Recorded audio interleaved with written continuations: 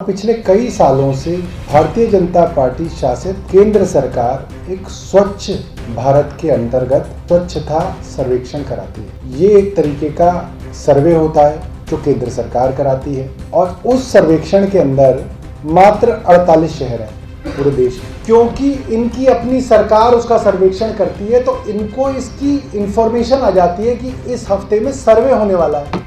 वो टॉयलेट्स के ताले खोले जाते हैं, उनकी सफाई की जाती है और उसके बावजूद एग्जाम में चीटिंग करते हैं। एग्जाम को साइन करने वाला आदमी इनका अपना है, उसके बावजूद इनका ये हाल है कि 48 शहरों के अंदर से नॉर्थ दिल्ली म्युनिसिपल कॉर्पोरेशन पूरे देश में 48 शहरों के अंदर ये 45वें नंबर पे है। ईस्ट दिल्ली म्युनिसिपल कॉर्पोरेशन 40वें नंबर पर है और साउथ दिल्ली म्युनिसिपल कॉर्पोरेशन 31वें नंबर पर है। दिल्ली की बदनामी दिल्ली नगर निगम कर रहा है। इसी दिल्ली के अंदर भाजपा शासित 3 नगर निगम है और इसी दिल्ली के अंदर एक दिल्ली सरकार है। मैं केंद्र सरकार के द्वारा ही दिल्ली सरकार के बारे में क्या क्या कहा गया है वो कह रहा हूं कि भारत के अंदर 10 सबसे बढ़िया स्कूलों की एक लिस्ट आई जिसके अंदर से 4 स्कूल जो हैं वो दिल्ली के अंदर हैं। एक तरफ दिल्ली के अंदर दिल्ली सरकार है जिसके मोहल्ला क्लिनिक की तारीफ जो है यूनाइटेड नेशंस करके जाता है, जिसको स्कूलों के अंदर घूमने के लिए